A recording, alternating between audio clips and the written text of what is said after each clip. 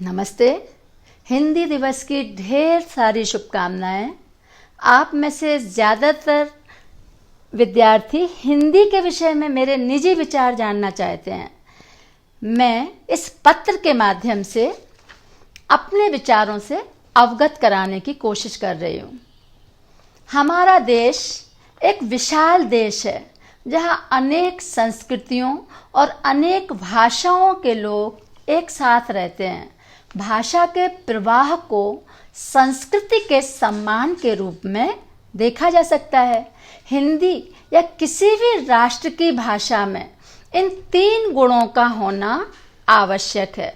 पहला आशा, दूसरा अभिव्यक्ति और तीसरा है प्रवाह, फ्लुएंसी। यदि अपनी बात को सही, सरल एवं प्रभावी ढंग से कह पाने की सामर्थ्य किसी भाषा में नहीं है तो समझिए कि वह भाषा कमज़ोर है। पर हिंदी इन तीनों शर्तों को बखूबी पूरा करती है।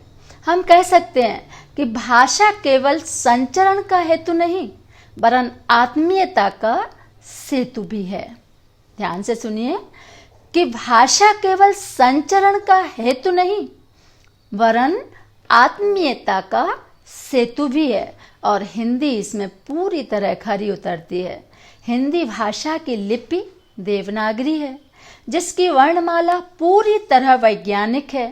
वीणा की तरह हृदय के तारों को झंकृत कर देने वाली देववाणी को सिंहासन पर बैठना ही चाहिए।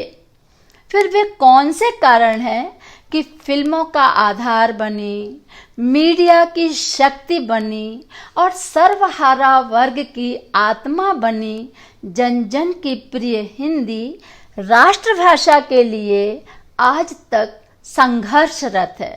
आइए इसकी विवेचना कर आत्म अवलोकन करें कि हम स्वयं इसके लिए कितने दोषी हैं। हम सब जानते हैं कि जब अहंकार और स्वार्थ जैसे दुर्गुण हमारे अंदर आ बैठते हैं तो हमारा आचरण भ्रष्ट हो जाता है। तब हम समाज एवं राष्ट्र के हित की बजाय स्वयं के हित को सर्वोपरि रखते हैं। हमारे संविधान निर्माताओं, हमारे राजनेताओं और हमारे समाज के कर्णधारों ने यही किया। अपने निजी स्वार्थों के लिए, अपने वर्चस्व को कायम रखने के लिए हिंदी को, हमारी जननी को, संस्कृति का आधार प्रदान करने वाली सरस्वती के साक्षात रूप देववाणी को राष्ट्रभाषा के सिंहासन तक नहीं पहुंचने दिया।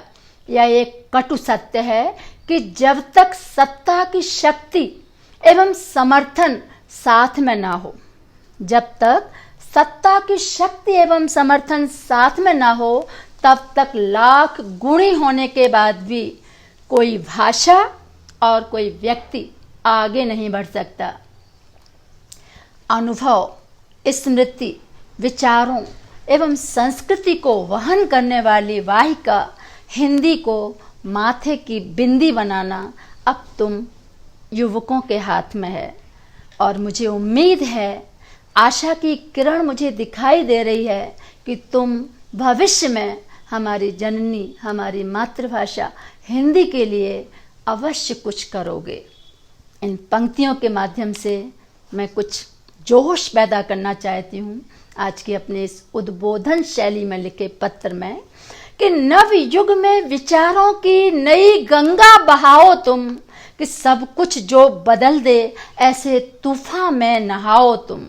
अगर तुम ठान लो, अगर तुम ठान लो तो आंधियों को मोड़ सकते हो। अगर तुम ठान लो तारे गगन के तोड़ सकते हो।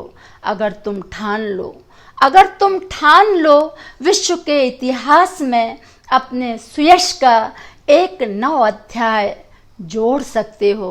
एक नव अध्याय तुम जोड़ सकते हो। तो मुझे तुमसे बहुत उम्मीद है ये नया हिंदी दिवस हमारे लिए कुछ नया करके आएगा।